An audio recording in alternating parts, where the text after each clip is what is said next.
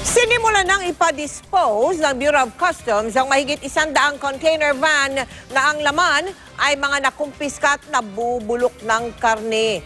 Bukod kasi sa pampasikip lang sa Manila International Container Port, may bantari na mga ito sa kalusugan. Nakatutok si June Veneracion.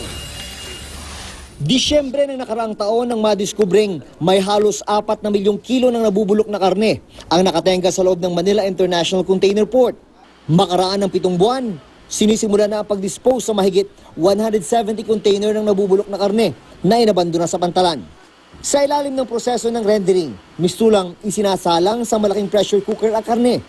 2 beses itong gagawin. Pagkatapos, magiging parang itsurang kape na ang karne na gagamitin namang sangkap sa paggawa ng animal feeds. Dito 3 containers a week. Kaya namin. Minamadali ng Bureau of Customs ang condemnation ng mga nabubulok na karne na ito. Unang-una raw para makatulong sa pagpapaluwag sa pantalan.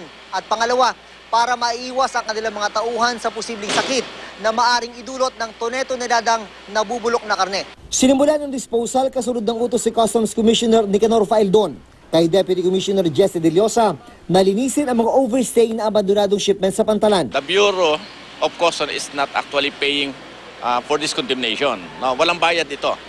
Ang nagsusoldo nito actually is the shipping line. Minamadali rin ang pagsubasa sa kumpiskadong smuggled na bigas sa iba't ibang pantalan gaya ng 150 containers sa Davao.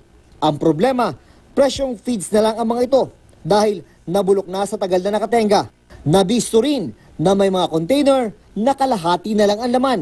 Based doon sa investigation na kinakandak, especially nga doon sa Davao, sa mga pilferages, ganun nga, meron mga case na ganun. June Veneracion, Nakatutok, 24 Oras.